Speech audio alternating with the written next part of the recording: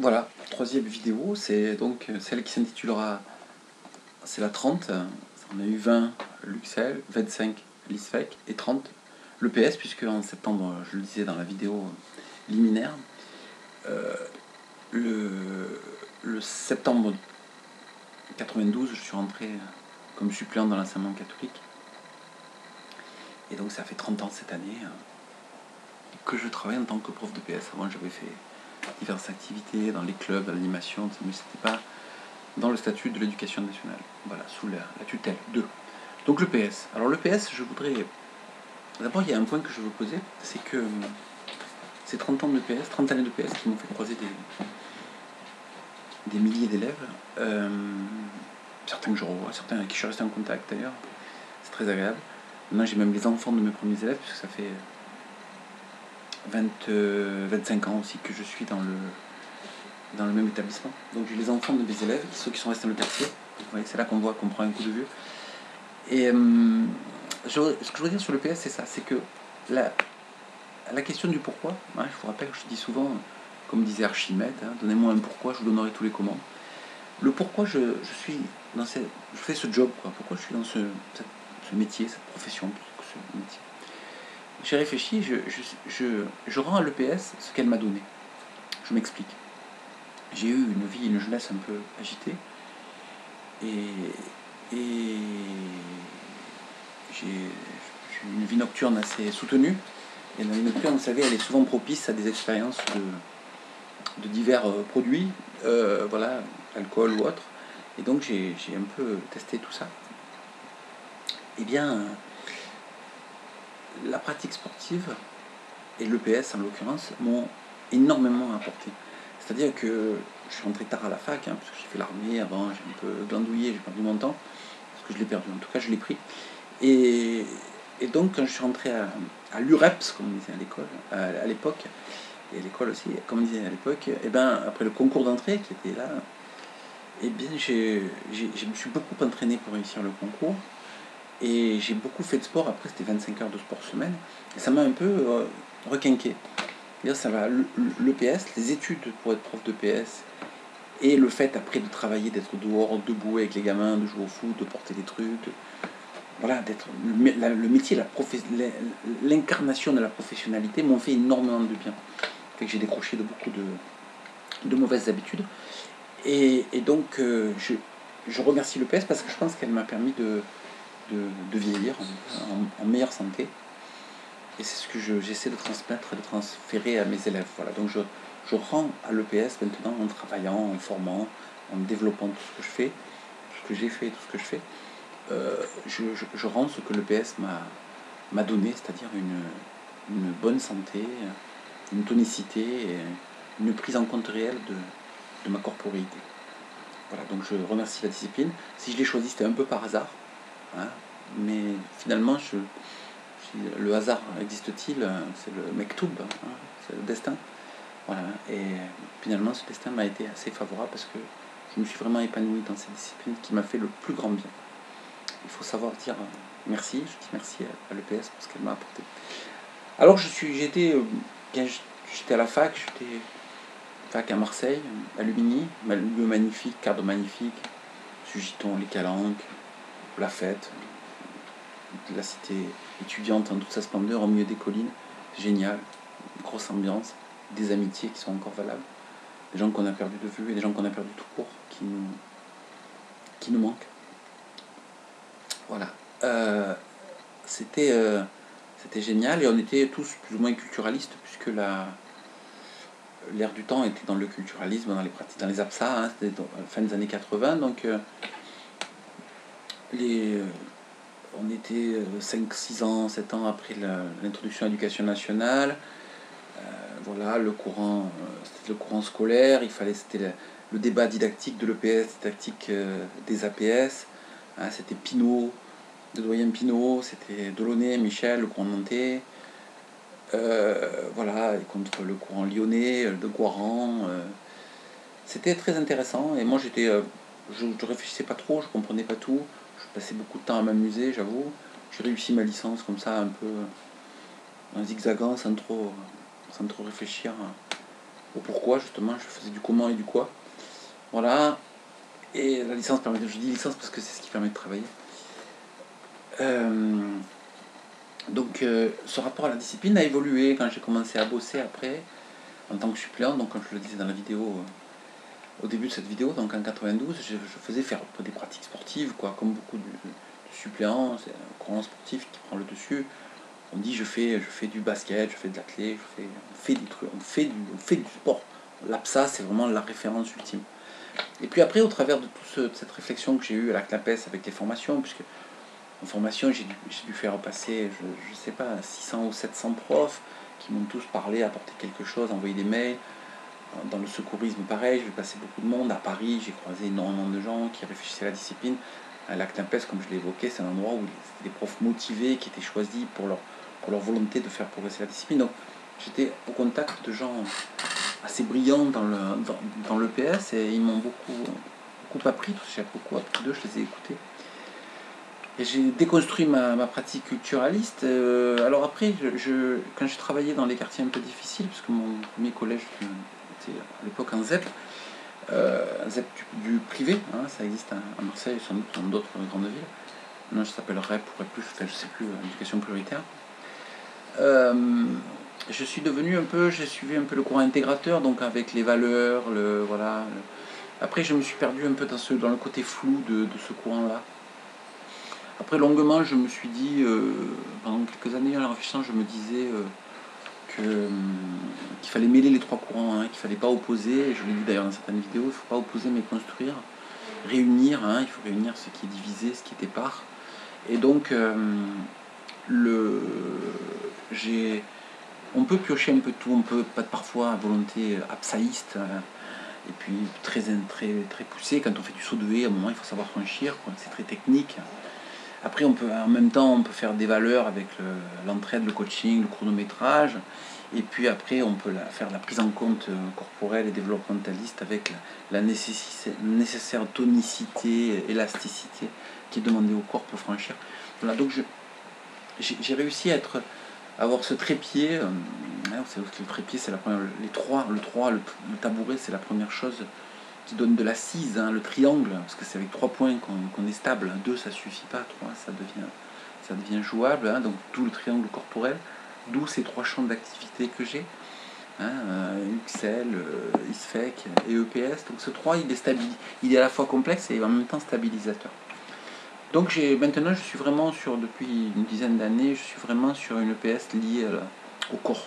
Pour moi, vous l'avez compris, la corporéité est fondamentale, la prise en compte du corps dans sa globalité, avec la représentation qu'il en est, mais aussi de la corporalité, qui est l'aspect, tout ce qui concerne, tout ce qui constitue notre corps, et la corporéité, qui est tout ce qui va au-delà, qui est à la fois psychique, psychologique, intérieur, extérieur, qui ne se voit pas, quoi.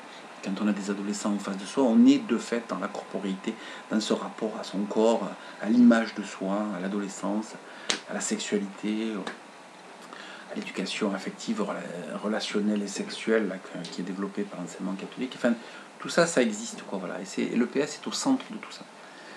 Alors, qu'est-ce que j'ai fait de particulier dans toutes ces années? Ce que j'ai fait surtout, que j'ai pu mettre en place, moi, je conseille à tous les enseignants d'EPS de faire des septennats. Alors dans l'enseignement privé, on a beaucoup d'institutions, c'est-à-dire ce que vous appelez je crois que vous appelez ça des cités scolaires dans le public, avec le collège et lycée mélangés. Non, j'ai beaucoup travaillé dans des institutions. Donc je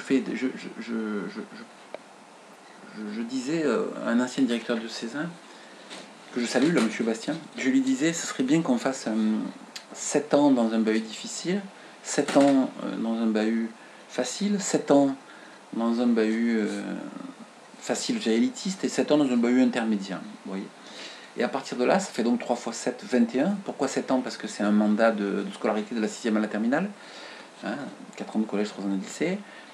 3 mandats, tout le monde passe par les 3 types d'établissements. Et puis, ça fait 3 x 7, 21. Et puis, dans les 21 années qui restent, puisqu'on travaille à peu près 42 ans, on choisirait un intermédiaire, un difficile, ou un élitiste, ou facile. Voilà. Parce que tout le monde n'a pas envie d'avoir des élèves d'établissements jésuites qui marchent, qui obéissent au doigt et à l'œil. Il y a des gens qui s'épanouissent avec des élèves un peu plus agités. Et des gens comme moi qui s'épanouissent avec la variété, avant tout dans des établissements intermédiaires. Voilà. Donc 21 ans de test et après 21 ans, là où en choisissant. Bon, ça ne peut pas se faire, c'est trop compliqué à mettre en place.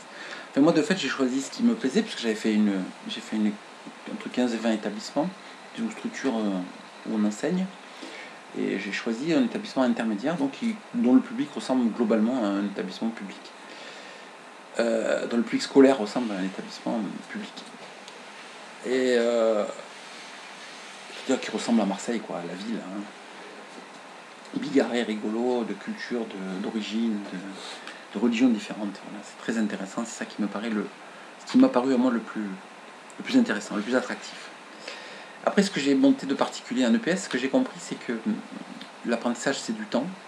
L'EPS, ça demande beaucoup de temps pour apprendre, on en a peu, beaucoup en ont peu. Alors pourquoi je suis resté dans cet établissement? Parce qu'il y avait des installations scolaires que j'ai pu réaménager avec l'ancien chef d'établissement, qui m'a permis de refaire un plateau sportif, de faire des installations qui étaient intéressantes. Et donc on travaillait sur place, donc 3 minutes de vestiaire, et puis sur le temps de pratique, on enlevait 5 minutes, quoi. Le reste, c'était vraiment le temps de pratique. Donc, bien sûr, une chance par rapport à tous ceux qui doivent prendre le car en ville pour aller sur des stades ou marcher. Enfin, voilà. Bien. Donc, ce que j'ai monté là, c'est que j'ai commencé à annualiser, il y a plus d'une vingtaine d'années, commencé à annualiser le temps scolaire. C'est-à-dire, on doit tant d'heures. L'EPS, 4 heures en 6e, 3 heures après au collège, puis 2 heures au lycée. Ça se quantifie sur 36 semaines. Hein. 4 heures sur 36 semaines. Voilà, ça fait un nombre, une quotité horaire, et il faut les tenir, mais rien n'oblige de les faire de façon 4 heures par semaine. On peut très bien faire des heures comme ça dans l'emploi du temps classique, et puis des heures massées, regroupées sur la découverte d'une activité sous forme de stage. Donc c'est ce que j'ai fait, j'ai monté des stages, puisque je ne perdais pas de temps dans les trajets, j'ai monté des stages, et donc en 6e on fait une semaine de cirque, en 5e on fait une semaine d'escalade, en 4e on fait une semaine de voile, en 3e on fait un niveau 2 d'escalade et on fait une découverte du golf. En seconde on fait des journées, on ne peut pas annualiser le temps, en seconde c'était plus compliqué au lycée, on fait des journées kayak paddle. En première on est en train de monter un projet de découverte de baptême de plongée, et en terminale on va faire de la randonnée de haut niveau sur les chemins. Voilà, on faisait du ski, on fait ski au bac avant, et puis maintenant on va passer à de la randonnée un peu plus exigeante. Voilà, donc si vous voulez, c'est ce temps-là qui me semble important, c'est les temps qui sont hors du temps scolaire traditionnel, de l'organisation scolaire telle qu'elle est, et qui est morcelée, un peu fractionnée, un peu comme un camembert dont les morceaux nous feraient oublier le goût global, et surtout nous ferait oublier que ça vient du lait d'un animal. Voilà, donc voilà comment ça marche pendant la classe de 4e. Donc on a 3 heures en 4e. Nous on fait 2 heures effectives toute l'année. Donc 36 semaines à 2 heures. Ça fait 36 fois 2, 72 heures. Et puis une semaine de stage où on fait une quarantaine d'heures. On fait 35-40 heures de pratique de la voile. Alors vous allez me dire, quand on est en stage, bien sûr, on n'a pas les autres classes en cours, effectivement. Mais on travaille aussi pendant les interclasses, on n'a pas de récré, on les entre midi et deux. Donc j'ai fait un savant calcul avec un tableau qui permet de voir qu'on ne perd pas, les élèves ne sont pas pénalisés, nous non plus. Voilà, et on ne gagne pas du temps puisqu'on en fait beaucoup plus pendant ces semaines qui sont d'ailleurs assez fatigantes selon le public. Selon les classes qu'on a, ça peut être agité d'être à 35 ou 40 heures avec des élèves toute la semaine de 8h du matin à 17h30. Voilà, entre midi, donc on ne dort pas sur place, hein, à part pour le ski où on dormait, mais sinon dans les activités classiques avec les collégiens, on part le matin, on rentre le soir. Puis à Marseille, on a les calanques, on a l'eau, on a tout ce qu'il faut pour nos absents.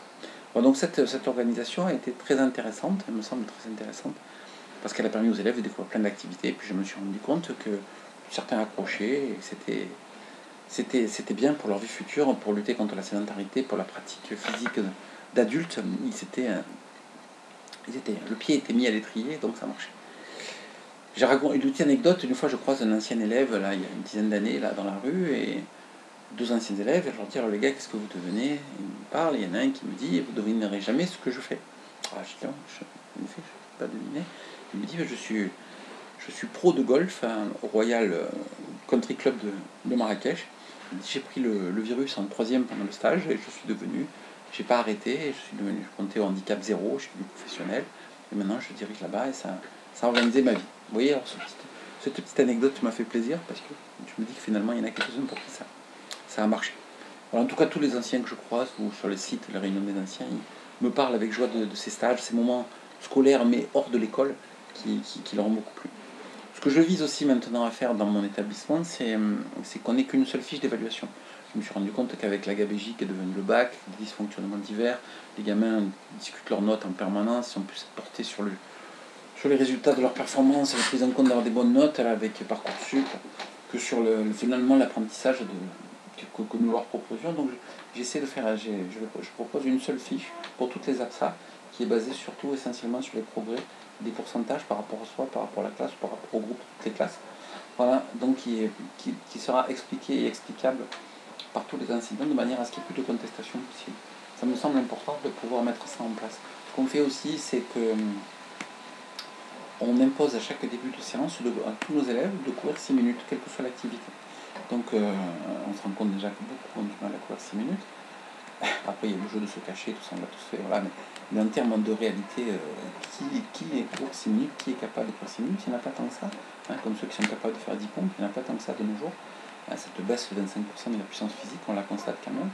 Alors vous me direz pourquoi 6 minutes? Eh bien parce que c'est le dixième d'une heure, et comme je connais la dimension de mon stade que j'ai mesuré, eh bien je sais exactement quelle distance ils ont parcouru avec le nombre de tours, et donc leur vitesse en km/h en rajoutant un zéro, ce qui leur donne une connaissance sur eux-mêmes. Voilà, donc c'est toutes des petites choses qu'on essaie de ritualiser à fond la discipline. Ce qui permet d'apprendre, c'est la répétition et c'est la ritualisation. Il faut des routines qui sont là, qui se mettent en place, et les gamins adhèrent. C'est-à-dire, au début, ils disent on court 6 minutes, on ne peut pas courir 5. Après, d'abord, ils disent non, on ne peut pas courir. Après, ils disent on ne peut pas courir 5, ils négocient. Après, ils essaient de se cacher. Et une fois qu'ils ont compris, ils demandent le chronomètre. En fin d'année, au début de cours, il y en a toujours un qui vient, qui tend la main pour récupérer le chronomètre, parce que tout le monde sait que ça commence par les 6 minutes. Et c'est ça qui est important. C'est que ça se met en place et que ça soit fait de façon globale. Que tous les enseignants de la discipline fassent ça. À partir de là, les élèves entrent dans une culture disciplinaire locale, où on court 6 minutes, où on est avec une fiche d'évaluation commune, où on fait des stages, chaque année on découvre une activité. Et donc ça permet d'avoir une EPS joyeuse, efficace et qui emporte l'adhésion globalement, même de ceux qui n'aiment pas, même ceux qui ne sont pas sportifs, partir une semaine faire de la voile sur la plage, à la mer, c'est génial, quoi. Même si le temps fort c'est l'entre-midi et deux, quand on est au soleil avec les copines où on mange sur le sable, ben tant pis, ce sera dehors, ce ne sera pas devant le numérique, ce ne sera pas à la maison, ce sera dehors en plein air au soleil, avec le vent, avec les vagues, et ce sera toujours ça de gagner. Sur le plaisir qu'ils vont prendre peut-être là, les poussera à sortir, à aller à la plage et peut-être à se baigner et ainsi de suite. Et c'est ça qu'il faut donner, cet élan. Nous sommes des passeurs d'élan, des passeurs d'élan. Il faut qu'ils prennent plaisir dans nos pratiques, qui s'y régalent, qu'il y ait une joie corporelle, comme je dis souvent, et que cette joie corporelle, une fois qu'elle a été créée, on a envie de la retrouver toute sa vie. Et c'est ça qui fera qu'on va lutter contre la sédentarité, contre divers problèmes liés à la non-pratique et à la non-prise en compte de son corps. Et je pense que c'est par ce goût-là qu'on transmet. Ce goût, il faut que nous l'ayons et que nous le transmettions. Après, au-delà de l'EPS, donc vous avez vu que c'est assez structuré, organisé, on a un projet, on essaie tous de s'y tenir, même si notre équipe tourne un peu, hein, bien sûr, parce qu'il y a des gens qui partent, qui arrivent. Les nouveaux, on essaie de leur expliquer notre fonctionnement dans des temps de travaux, des repas, des temps informels, pour discuter de façon joyeuse, mais sur ce qu'on vise pour les élèves. Ce qu'on vise, c'est un corps épanoui, joyeux, efficace, tonique, souple, qui réagit bien, dans lequel on est à l'aise. C'est ça qu'on vise. Et bien, une fois qu'on l'a expliqué, tout le monde essaie de tendre à sa façon, parce que chacun, bien évidemment, il n'y a pas une pédagogie, il y a des pédagogies, il n'y a pas une façon, il n'y a pas une EPS, il y a des EPS, même s'il y a un projet commun et des textes communs. Il y a des façons, parce que c'est toi, parce que c'est eux, ça va être différent. Je peux te donner tous les trucs du monde que je fais, tu les feras à ta façon et ce sera différent. C'est la particularité d'une histoire, une relation. Dans la relation, on est trois, il y a toi, moi et la relation. Eh bien, à l'école, c'est exactement pareil. Il y a le prof, les élèves et la relation qui est instaurée. D'ailleurs, vous constatez bien qu'au conseil de classe, parfois, vous n'avez pas du tout les mêmes rapports avec vos élèves que vos collègues. Ça veut bien dire qu'il y a une différence liée peut-être à la discipline, mais surtout liée à ce que votre façon de la transmettre. Ne pas omettre de parler de l'AS, puisque dans notre métier, vous avez compris avec mon investissement au sein de l'organisme UXL, que j'ai beaucoup d'intérêt pour l'AS. Alors l'AS, nous, on la propose de différentes formes. On la propose. J'avais fait un questionnaire sur l'AS national à l'époque, quand j'étais à la CNAPES, et on a été revenu que ce qu'il fallait proposer, c'était des variétés de créneaux. Donc on propose, nous, tous les jours entre midi et 2, plus le mercredi après-midi. Et peut-être qu'on va ouvrir au soir l'année prochaine, on va voir pour les lycéens. Donc une variété de niveaux de pression. Après, on propose aussi, on se rend compte, je me suis rendu compte, que les gamins n'avaient plus du tout le goût de la compétition, très peu. À part quelques spécialistes mais qui pratiquent du sport l'extérieur, mais ceux qui sont que EPSiens, c'est-à-dire que nous avons, dont la seule pratique finalement est celle faite dans le créneau EPS au collège et au lycée, eh bien ceux-là n'ont pas du tout envie de se fédérer dans un monde, dans un club, dans le monde fédéral, justement, le monde associatif, sportif, ça ne les intéresse pas. Ils veulent jouer, ils veulent s'affronter, mais pour le plaisir, c'est du 2-2 au basket, c'est pas du tout envie d'aller faire une compète de basket. Ils ne sont plus intéressés du tout par la compétition, à part quelques spécialistes à qui on permet de le faire. Donc nous, notre AS, j'appelle l'AS, parce que c'est moi le plus ancien établissement, j'appelle l'AS le club de l'école. Hein. Il y a une vie à l'école le mercredi après-midi. Avant, il n'y avait que nous, maintenant, il y a eu aussi le club théâtre. D'ailleurs, on a fait quelques goûters ensemble, c'était très sympa. Puis, il y a surtout des DS pour les grands élèves. Donc, nous, l'AS, on la propose donc sous 3 formes. La première forme, c'est simplement de venir jouer avec ses copains. On fait jouer au foot, au basket, c'est libre, il n'y a pas de contraintes. Le mercredi après-midi. Alors, entre midi et 2, il y a des thèmes. Il y a parcours, gym, fitness, accro, aérobique, et puis ping-pong, au foot, voilà, donc c'était précis. Et le mercredi après-midi, on fait ce qu'on veut. Des fois, parfois on se retrouve avec 40 gamins, il y en a 20 qui jouent au foot, ils jouent 2h30 au foot, hein, pas de problème. Il y en a qui jouent au basket pendant 2 heures, puis qui vont faire un petit tennis de table pendant 1 heure. Il y en a qui jouent au tennis, il y en a qui viennent pour papoter, il y en a qui viennent pour passer d'un à l'autre, il y en a qui viennent pour retrouver les copains. On ne met aucune contrainte, on organise, on essaie de faire en sorte que ça se passe bien, on distribue le matériel, on organise si besoin, sinon on le laisse s'organiser de façon autonome. Et puis, comme ils viennent volontairement, ils s'engagent. Hein. Notre forfait d'AS c'est de 3 € à l'année, hein, c'est pas très cher, c'est juste plus symbolique là encore qu'autre chose. Et donc les gamins font ce qui leur fait plaisir, et selon l'effectif qui est là, selon le nombre, selon leur envie, ils peuvent changer, ils peuvent tourner, ils peuvent... Voilà, et ceux qui sont très forts dans un domaine et qui nous repérons et qui nous signalent, on leur propose de participer aux compétitions de la fédération à laquelle nous sommes affiliés maintenant, qui est l'UNSS. Et donc à l'AS, il y a le club de l'école, il y a le fait de simplement venir jouer, après il y a le fait de venir s'entraîner pour progresser dans une activité, et puis il y a la possibilité de participer aux compétitions, voire de se faire un palmarès jusqu'au niveau régional, district, France, enfin. Donc tout est proposé, c'est vraiment les gamins qui, en fonction de leur niveau, de leur appétence, de leur connaissance, vont nous dire ce par quoi ils sont intéressés. Donc la S, moi je pense que on peut analyser le dynamisme d'une équipe EPS au fonctionnement de l'AS. C'est-à-dire un fonctionnement d'AS efficace, avec un bon pourcentage d'élèves, autour de 15-20% au moins, régulier, assidu, ça dit quelque chose quand même. Les profs qui font tourner l'AS, en général, sont de bons profs d'EPS. On voit souvent des profs qui... Parce que d'ailleurs, si vous regardez bien, statutairement, on peut avoir 20 heures de cours quand on est certifié. Hein, mais on peut pas... par courrier, on peut renoncer à l'AS et prendre 3 heures de cours à la place, mais on ne peut pas faire le contraire. On ne peut pas avoir 20 heures d'AS. Hein. Ce serait autre chose. Voilà, donc l'AS, jamais l'éviter, jamais la négliger. Elle est quand même un révélateur et un moteur de la dynamique de l'équipe EPS de l'établissement. Voilà, donc on fait ça, on propose quelques projets divers et variés, on s'inclut dans beaucoup d'autres, on essaie de faire fonctionner la discipline de façon présente. Beaucoup de collègues sont profs principaux. Moi, vous avez bien compris, au travers de toutes mes activités extérieures, que j'avais pas le temps, donc j'ai toujours refusé de l'être.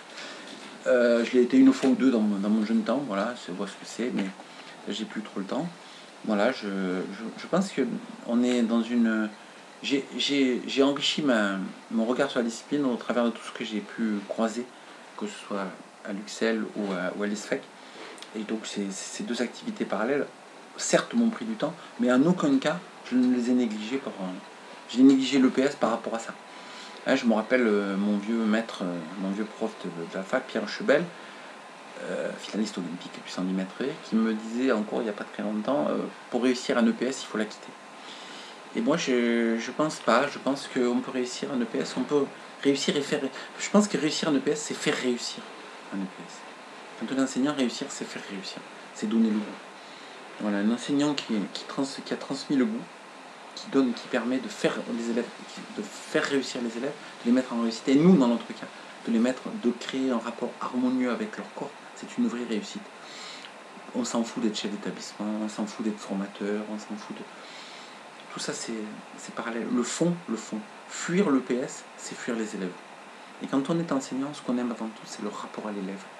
Pour être un bon prof d'anglais, il ne faut pas avoir un niveau d'anglais génial. Il faut aimer les élèves. Pour être un bon prof de maths, il ne faut pas avoir un niveau de maths génial. Il faut aimer les élèves. Même un peu les mathématiques. Aimer les élèves. Et aimer faire réussir les élèves dans sa discipline. Parce qu'on pense que la discipline... Les disciplines, je l'ai toujours dit à Saint-Cassien, ce sont des fenêtres.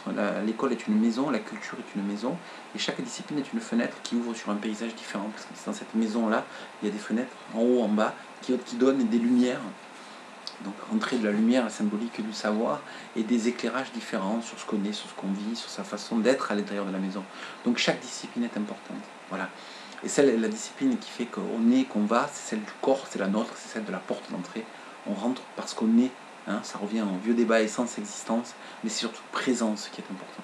L'EPS, c'est la discipline de la présence. L'EPS ne peut pas se contenter de distanciel. L'EPS crache sur le distanciel parce que l'EPS, c'est de la relation incarné. Donc je suis pour cette représentation de ce besoin de toutes les disciplines, et je pense que quand j'entendais dire que notre discipline n'était pas essentielle ou fondamentale, je pense que ceux qui disaient ça n'avaient vraiment pas compris que s'ils pouvaient s'exprimer, c'était par leur corps. Ils l'avaient oublié.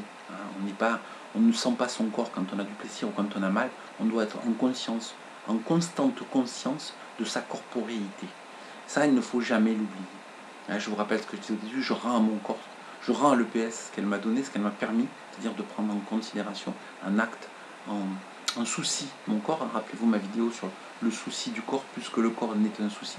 Donc il faut se soucier de son corps, parce que sinon c'est lui qui va nous causer des soucis.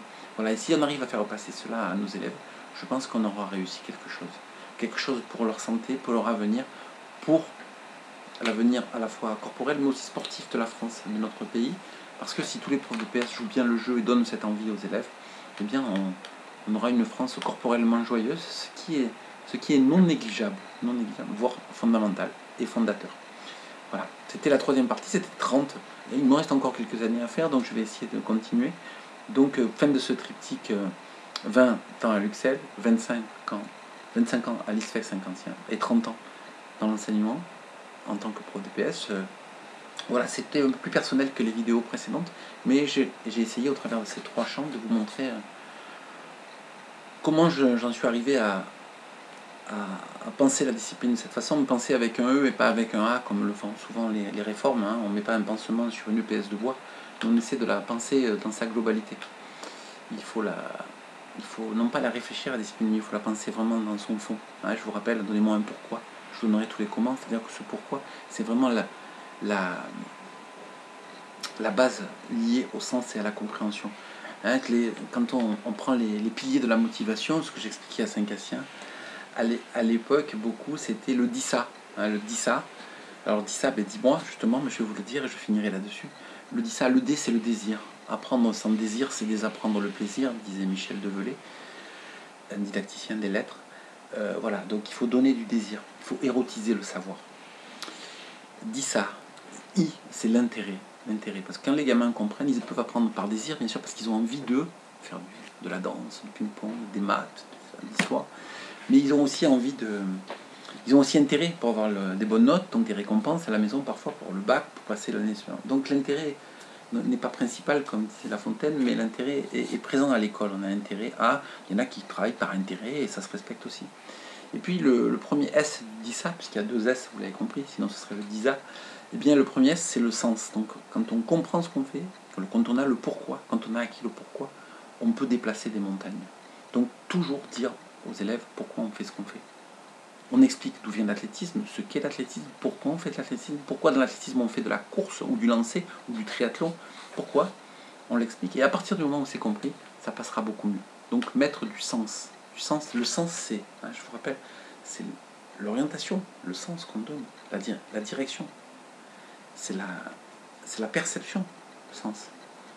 Et c'est aussi la compréhension. On met du sens. Quand on réunit ce triptyque à nouveau, ces trois axes, on voit l'intérêt de mettre du sens. Et puis le dernier, le dernier ça, c'est le sentiment d'appartenance. On peut créer de la motivation par le sentiment d'appartenance. Comme je vois mes copains le mercredi après-midi qui se régalent à venir jouer au foot à l'AS, ben je vais venir avec eux. Et pour faire partie de la bande, de la tribu, parce qu'à l'adolescence, on a beaucoup envie d'être intégré avec les gens qu'on apprécie et qu'on aime, dont on veut être aimé, eh bien, par sentiment d'appartenance, on va se mettre à jouer au foot aussi, ou on va se mettre en cours à faire de la danse, à participer à la chorégraphie, au step, au tournoi, à la tournante de tennis de table, que sais-je.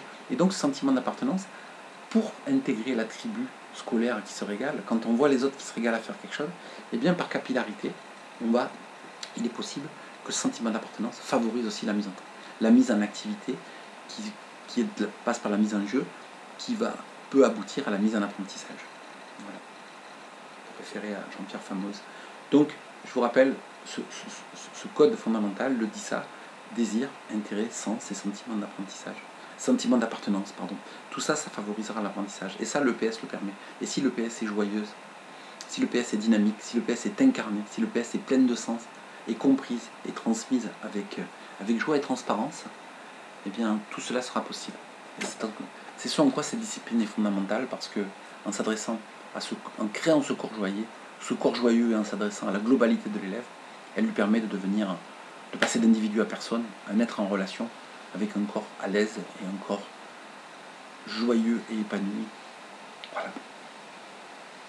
Fin de cet acte 3. On se retrouvera peut-être dans la prochaine vidéo pour un autre champ. Merci de votre attention.